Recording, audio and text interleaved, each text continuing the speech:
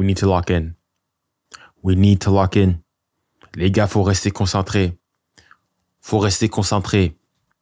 We need to stay concentrated. Well, just because we're European champions doesn't mean every single team is going to roll over and say, yeah, please beat me, please beat me. Les gars, faut rester concentré. What I said, job's not finished, one game at a time. Et voilà ce qui se passe. On s'est cru au beau. We thought we were better than we were. But first and foremost, before I go and get onto that, first and foremost, I'd like to go and congratulate Botafogo. Because I already know people are going to go and say, especially within the PSG community, they sat back, they played terrorism ball, they parked the bus, the play, and etc. Guys, at the end of the day, you do what you need to win. Football is about winning games. How it's done, that's a secondary afterthought. Botafogo went, executed their game plan to perfection, and they beat us fair and square. Right? There wasn't, of course, maybe, they were staying on the ground, so on and so forth. Hey, the dark arts, they went, that was on us to go and score. No excuses on our end. If anything, they probably should have had a second goal. So we lost fair and square, no issues there. Congratulations to Botafogo. And now they're in pole position to not only go and get out of the group, but potentially finish top of the group. So congratulations to Botafogo, all Botafogo fans and people from Rio who support their club. Congratulations to all of you on beating us fair and square. There's no issues there. Now, getting on to PSG. As I was saying before, we need to stay concentrated. Faut rester concentré. We need to lock in. All right. The thing is with this game is, first and foremost, let's go and say it was a bad game from our part. It wasn't it wasn't terrible, like a generational stinker by any means, but it was a poor game. But I faut dire les termes. Let's speak English. Let's speak French. Let's parler français. It was a poor game from our part. Poor game. Defensively wasn't the worst thing out there. I don't think Botafogo had crazy amounts of chances either, but that's also because of the way you play. But offensively, I'm sorry, no, there's nothing. There was nothing. Voilà, faut dire le terme, faut dire la vérité. And the thing is, the issue is, had you played this game in your first game against Atletico and lost, even though, I would have been pissed or not happy, I can understand it. You've come back, you've had a 12-hour flight. A lot of your players had played a Nations League game. The season was long, etc., so on and so forth. But no, you played at noon, local time over there, in the 30+ degree heat of Los Angeles, baking in the sun, no shade, no nothing. And you absolutely played Atletico Madrid off the park. You ran, you pressed, you were intense. The ball was zipping around. They couldn't get anywhere near you. And then all of a sudden now against Botafogo, in a later game, you've now been in you've gotten a routine and whatnot. You drop this. Makes no sense because you can't use it, because as I said before, you can, come up with the excuse that, you're getting used to it. You've jet lag or long season. No. But the thing is, though, you dropped a masterclass in that first game, only to drop a disaster class in the second game. So there's no excuses on our end. We were simply bested. Point blank, simply. We were simply bested. And this was all up front. The midfield, for me, the biggest thing is what I saw today is similar to PSG at the beginning of the season, or PSG October, November time, where it was just no ideas, lack of creativity, the ball was moving slowly, lack of thought, lack of ingenuity. It was just sideways back passes. This guy, as we like to say within the PSG community, U-shaped ball. The ball was moving at 2 miles an hour. Slow. Every single, I was saying, hurry it up, speed it up, play a long ball, play a quick pass. It was get the ball. I look up, I look down, I go to Timmy's, I grab a cup of coffee, I drink my coffee, I go get a pizza, I come back, and then I make the pass. Bigga. Come on, we cut through Atletico Madrid, your Inters, all these other teams, but playing quick football, changing the speed of the rhythm, and so on and so forth. And all of a sudden, we get to Botafogo and we can't do it. And obviously, first and foremost, as I said, I got to give Botafogo their flowers. The way that they defended today, we got to go and say it was a defensive masterclass from Botafogo. Every single ball, every single cross, every single, free kick, everything, they were getting their head first to it.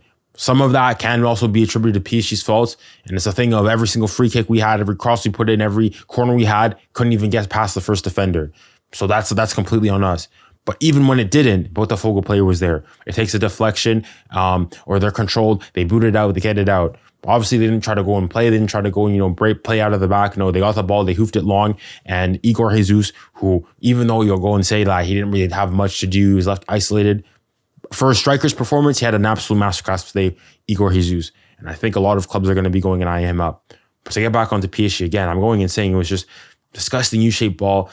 I don't think there's many people like nobody had. Well, no, some people definitely didn't have generational sinkers, and there's people that, based on this game, it really does not bode them well for their future at the club. For as good, of course, we had the euphoria of winning the Champions League, but voila, we're a football club. We also have to think about the future as well. And based on this performance, it confirmed that some players at this club seriously need to be thinking about their future and potentially thinking of finding, a new place to live. But we'll get there. To go once again to discuss.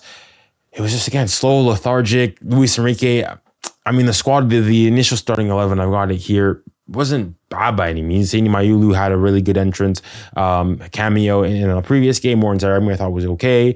In the previous game, Vitinha as well, if you see him out of the match, and the same for starting 11. Hernandez was instead of Mendes, and you had Beraldo there instead of Marquinhos.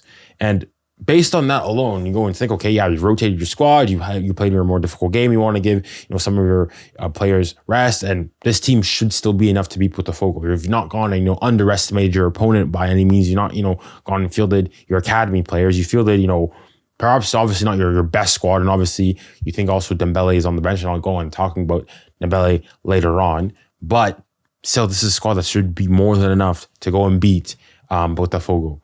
And they simply weren't. And honestly, it's because of them. Because typically you go and you look back, this is not like the Liverpool game, where in that game, I thought you played well. You peppered the goal, and if it wasn't for Alisson, touched by God, touched under the inspiration of the Holy Spirit, you win that game 9 times out of 10. But in this game, that's not the case. You go and you look here, okay, as typical of the stats, PSG obviously dominated possession with 75% of it. To Botafogo's 25, had the higher XG, had the most shots. Then you look, shots on target, 4-2. Botafogo only had 4 shots total in the game. And they had 4 shots on target, 1 big chance, 0 big chances created for PSG. Not a single big chance created for PSG. Not one. Of course, as usual, ridiculous amounts of passing, 680 passes, 91% pass completion. And so you dominate in terms of the play, but in terms of actually creating chances, it's fine and dandy having the ball, but if you're 35 yards away from goal, you're not really going to be doing much. And if you're not having any shots and testing the keeper, I'm sorry, it's all for nothing. It's all for naught. There was that one chance that Kvara had, so on and so forth, but that was basically in that first half. Bar that, there weren't all that many shots. We scored the offside goal, but it was clearly offside. But it's just it's an annoying game. Obviously, I'm not going to go and say all of a sudden now to sound the alarm bells, etc., so on and so forth. But it really is a wake-up call. We'll go and say that, okay, yeah, you're European champions, you're put as one of the best teams in the world, but voilà, I think this is a wake-up call. And I said before, man, we have to stay humble. Voilà, c'est pas fini. There's still games to go, one game at a time. Job is not finished. You have to take every single game seriously. And I think, I don't know for sure what it was. Maybe they were tired, maybe it was something else. But from here, from what I saw, it just looked like the players thought, this is Botafogo. This is, a South American team. Voilà, if you play at, 75% of our capacities, will go and win. No, the idea under Luis Enrique this season has always been play at 100% every single game. Not at 200%, not at 110%, not at 80%, not at 90%, but at 100% every single time. Every single time. And today, we thought that this game was going to be a lot easier. You started off really well in those first 5 minutes, etc., so on and so forth. But afterwards, you let your foot off the gas. And it's not that Botafogo, or pressing you, or it's just that you yourself decided to shoot yourself in the foot. It wasn't nearly as hot. I'm assuming just by looking at it, it was later on in the evening. So even that excuse of, we're exhausted, tired. If you guys weren't exhausted in the first game against Atletico Madrid, why were you exhausted today? There's no excuses. It's just a bad performance from PSG. And now getting on to specific individual performances today and people that really have lost things, starting off with Gigio Donnarumma. Again, I don't think he's had a fine game today. The goal that he concedes, there's not really much he can do on it. It takes a deflection. It's a Fugazi goal. It's a ball in behind. He goes through, takes a deflection off Pacho, goes in. Not much he can do there. I thought he was okay coming out of his box. Didn't have much to do. I have to give him a 6 out of 10. I think this is pretty fair. Pacho and Beraldo. I thought Pacho was all right, fine today. On the other hand, Beraldo, I guess I haven't gone back and really looked back at the goal that they scored. I'm not sure if it was Pacho and Beraldo, if it was Pacho and Hernandez that sort of allowed Igor Jesus to be able to get into that position and get the shot off initially. But again, not their best performance today. And I think it just solidifies that the Pacho Marquinhos pairing has to be our pairing for like set. A lot of people said, oh, Marquinhos. No. Marquinhos is still one of the best defenders, one of the best players in his position. Maybe he's not in his prime, maybe he's not at his best, but still just the certitude that you have when he's there is completely different. I thought Hakimi didn't have his best game either. I thought there were bad passes, there were bad touches. He wasn't really bombing up nearly as much, wasn't putting crosses, and all of this wasn't necessarily just his fault. And I'll get on to the players afterwards as well, but not as good as performance. And now the first player I want to go and say that you need to start thinking of packing your bags and leaving the club is Lucas Hernandez. I know that he's come back from a very severe injury with his ACL getting torn, so on and so forth last year, and has been really slow to getting back. But I mean, it's been a while now. Maybe unfortunately the injuries have really got caught up to him. He's 29. He's not, ridiculously young, but he's not old either. He should theoretically be in his prime. But I think unfortunately the injuries have caught up to him. And for him, he needs to go. He needs to go because last year at least there was a difference, between Nuno. He was better defensively over Nuno, but offensively couldn't bring you nearly as much. But he was, a guarantee defensively. Now, defensively, offensively, nothing. He doesn't bring you what Nuno does, and he's clearly number 2 in the pecking order between the two. And on top of that, when you think of he has a ridiculously high salary, I think it's time that we, thank you, Lucas Hernandez, for the 2 years at the club, but I think it's time for you to go. Just he's too slow. He's losing duels, and these are okay, respectable to focus on and so forth. This isn't Haaland and Mbappe that he's losing duels to. It's or he's losing and Botafogo players. With all due respect to them. Nextly, Tani Mayulu, unfortunately, I think today he just didn't have a good game. Was losing balls, wasn't really being impactful, wasn't driving nearly as much. I don't want to be overly critical because it's one of his first times he had a proper bad game. But you also have to go and say it as it is. Just because he's a pastry, a tsitsi, came through the academy doesn't mean he's exempt from criticism. It just wasn't his best game today, and didn't have the best showing of himself today. Vitinha, I thought Vitinha again. I think he had a good game. He was good. We see here again, he had the most passes completed with 134. But again, there was also 2-3 times where Vitinha would play a long ball and would just go out wide, just go straight out of touch for a throw in for Botafogo to Hakimi. It happened twice. So I don't know what it was. Maybe it's fatigue. I don't know what it was. I don't want to give excuses. Just not the best performance from Vitinha, but still not terrible. As you can still see here according to FotMob, 7.4. One thing I will say though, is that for him, as well as Kangin Lee, who I'll get on to more in depth later on, is the fact that these corners of ours, guys, we need to I know we're not the best team already defending corners, so on and so forth, and attacking them, forget it. We score a goal from a set play every once in a blue moon. But guys, please, for the love of what is holy and great, if we are taking the corner, we're crossing it in on a corner, please. The thing that you always say, just beat the first man.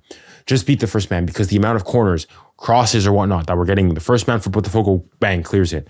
Bang, header, gone. Les gars, s'il te plaît. S'il te plaît, just beat your first man. Beat your first man, parce que ça commence à me saouler. Okay, we figured out sort of how to defend crosses, etc., and corners. Now, guys, we need to go and actually start.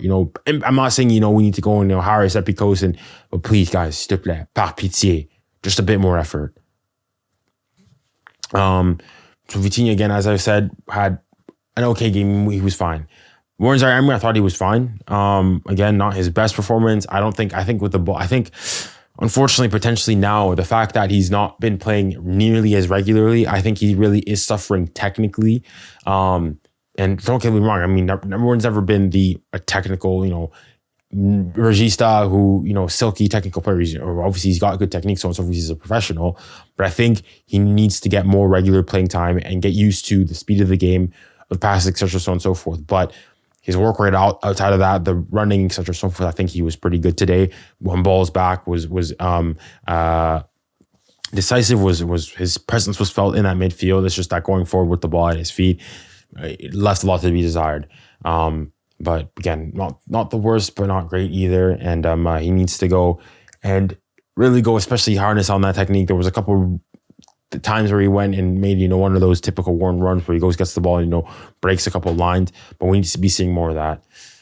Then looking at our front three here today, 𝙬𝙬 Kvaratskhelia, I thought today that he was good. I think at times Again, he would go and lose the ball a bit cheaply, give it away. Would do things like that. I mean, I think he won the most duels. But the thing with 𝙀𝙬 is that, yes, he'll go and, potentially go and lose the ball all the time, but he also wins a lot of balls. So I think it was a good performance, a fine performance from 𝙀𝙬, not his greatest, and I think he could do a lot better. There was times he was a bit, unfortunate, didn't shoot nearly as much, but I would definitely say of our three attackers, he was definitely the best. And then getting on to 𝙬𝙬, again, not his greatest performance here today. As you can see here, he lost the most duels today. One thing that you can always say about 𝙬𝙬 is he's always going to try something. If I look at successful dribbles, he attempted 9, completed 3 of them. At times, I will say that he was trying a bit too much. There was sometimes obviously, the flicks, the pizzazz, the 𝙎𝙊𝘾𝘼𝙎𝙏 bonito was coming off, but there was also times where I think he needs to this is something that he still needs to progress on, is knowing and being able to figure out the times when it's best to go and to do these things and to not, and just play the ball, release the ball quicker instead of going and doing, 2-3 step overs before releasing it. But yeah, not his best game today. Thought it was meh today, to be completely honest with you guys. And then now to get on to the main man, Gonçalo Ramos. Gonçalo. The thing is, he's still relatively young. He's only 23 years old. But I'm sorry, he's just not Lucho compatible. But I know he was already not a Lucho signing. He came before Lucho had ever been declared as manager for the club. But he's had 2 seasons now. He's been given time, quite a lot of minutes. And I'm sorry, he's a super sub. I think that's his role right now. Maybe in the future things change, but right now, currently, he's just a super sub. He is just a super sub. Nothing more, nothing less. But whenever he starts, I'm sorry, bar that game where we scored that hat trick against Le Havre or Montpellier, whoever it was, he's not, I can't remember a game where he's had a good game when he started.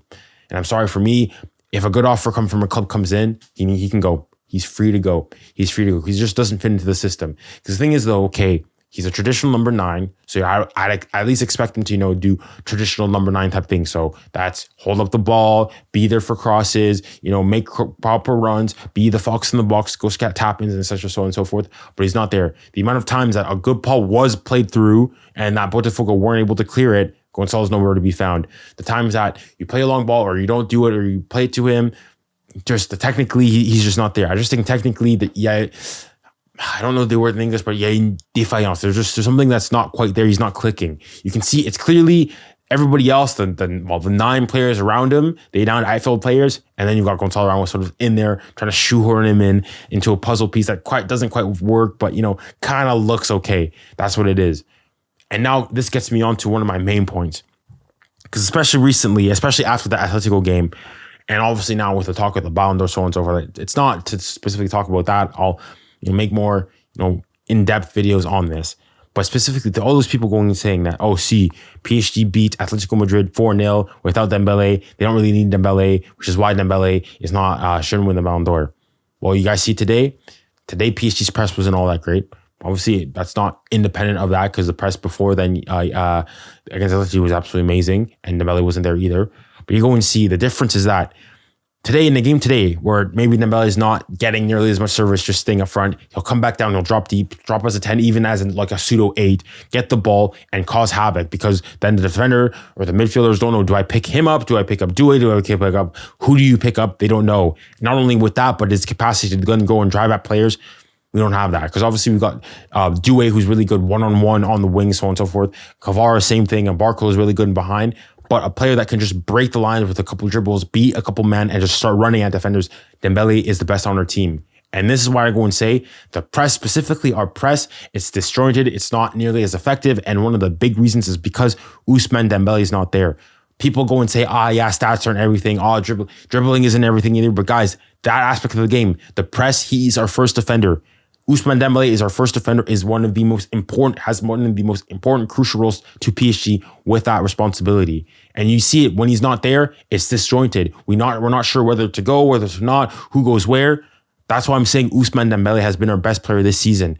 As good as Vitinha has been, Hakimi, all this, when Ousmane Dembélé is there is a structure, we know what we're doing, and we know how to execute things. And now to get on to other people as well, I first and foremost, I just hope that he's going to be fit. There were rumors that he's only going to be able to make it to the round 16, but now at this point, that game against Seattle basically becomes a game of, if I look at the table here, basically it's a must-win game. If you lose that game, if I'm not mistaken, you're basically you're gone. Seattle's on 3 points, unless Botafogo were to win. If then you could finish second. But you need to, if you want to finish first, that is, you need to win your game. And you need to hope that Atletico Madrid go and beat Botafogo. And so at that point, I guess the good thing is your destiny is still somewhat in your hands to go through. You're still going through. But that game against the Seattle Sounders, you have to win it. You're away from home. I'm not going to say, I'm terrified by any means or anything. But if we go and you play the way we did today, we can make things difficult on ourselves. But if we go and we play like we did against Atletico Madrid or Inter, or like we played for the majority of the second half of the season, we should be fine. We should be comfortable. And I hope that Dembele, even if he can't, start the game, makes a cheeky cameo. Because even just beyond that and getting him back into game rhythm to be able to go and get ready for the round of 16. Because I think today we just thought that we were a lot better than we actually were. So quite 𝙀𝙊𝘾𝘼𝙎𝙀. Getting back onto the players, though, the people that came off the bench, Nuno who came on, I thought not the best Nuno performance today, didn't do crazy things.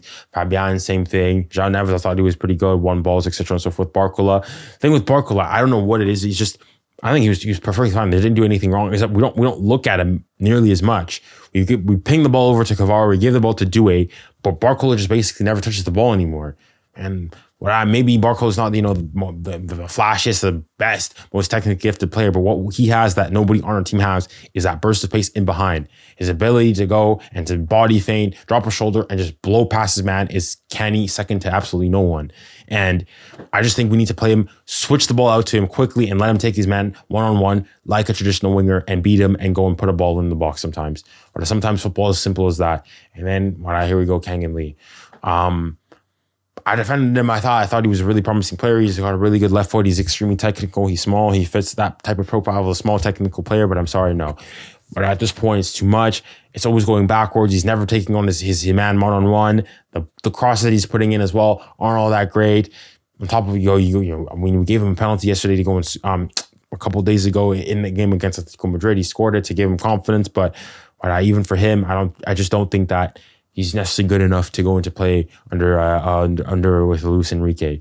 And I'm not sure what his wages are, etc., so on and so forth. But you saw that towards the end of the season, Lucho just didn't trust in him whatsoever. He came on, did absolutely nothing. We get the ball, goes backward. At least 𝙀𝙀𝘶, I'd go and say that. Okay, sure, 𝙀𝙀𝘶. If you look at this FOTMOB rating, at least you go and say, 𝙀𝙀𝘶 got a 6.2, whereas 𝙀𝙀𝘶 got a 6.6. But the thing is, though, and that's one of the things with these FOTMOB ratings is that 𝙀𝙀𝘶, at least he's trying. 𝙀𝙀𝘶 attempted 9 dribbles. He's completed 3 of them, which gave him a success rate of 33%. The thing is, he's attempting those dribbles. 𝙀𝙀𝘶 was doing exactly what Lamine Yamal was doing against Nuno Mendes. It's not that even that he got pocketed. He just ghosted. He just was afraid of it. You get the ball, get it, pass it back. Take the ball, get it, pretend to go forwards, give a little shimmy, pass it back. 𝙀𝙀𝘶, same thing as Gonçalo Ramos. If there's a good price on there, you can leave the club. So the 3 players that you're on standby, start packing your bag, start calling back home and saying, start looking, for a new landlord somewhere else. Hernandez, thank you for all your services, but you need to start looking for a new place to live. Gonçalo Ramos, potentially, if a good price comes in, you can go, and 𝙀𝙀𝘶. But simply not enough. People like Cindy Mayula, I still want to give him time more. I thought it was okay. They're still young, so on and so forth. They can still develop. But these are the players who, especially I know Hernandez for sure, has ridiculously high wages. It's time we let go. One of the things also is that for PSG, especially this season going on to it, yes, we've done the treble. Yes, we won the Champions League. Yes, we want to go and say currently the best team in the world, but we want to stay at that level. And to do so, sometimes it means going and separating, letting players go at the correct time, like Madrid would go do back in the day. I think that those 3 players that I mentioned, it's time for them to go. But to sort of end on a more positive note, I think that it's important not to be too alarmed. Obviously, I'll go and say the cliche thing of I'd rather have this happen right now than in a round of 16 game where you get knocked out. It'll show you that you need to go and take this seriously. That these teams, especially South American teams and whatnot, they are not taking this tournament lightly, and neither should you. People, they thought, you're treating it as a preseason game. If you're not going to go and take it seriously, they're going to go and win it for you. So, because in no world should realistically, for all the respect I have to Botafogo, if PSG are playing at 100% of their capacities, Both the Fogo should not be beating PSG. But anyways, guys, that's been my video. I'm seeing here, it's 25 minutes. It's not a long app session. I know people are going to come, this, that, and the other. Then on the positive note, our destiny is still in our hands. Perhaps not finishing top of the group, but regardless if we go on and face afterwards, it wouldn't be all easy. And perhaps you're on the more difficult side of the draw, so on and so forth. The way I see it is, beyond the quarters afterwards, you're going to be facing, the 𝙀𝙀𝘾𝘼𝘾𝘼 in Europe. And if you're PSG, the way you're playing this season, you should be afraid of absolutely nobody. So that's it. That's all. That's been me. And thank you guys very much for watching the video. If you guys have gotten to this point, comment the salute emoji so that I know that you guys have gotten to this point. The salute emoji, just go and say, we need to stay concentrated. We need to stay concentrated. Faut rester concentré. Thank you guys very much. And remember, stay safe, stay kind, and stay blessed. Godspeed.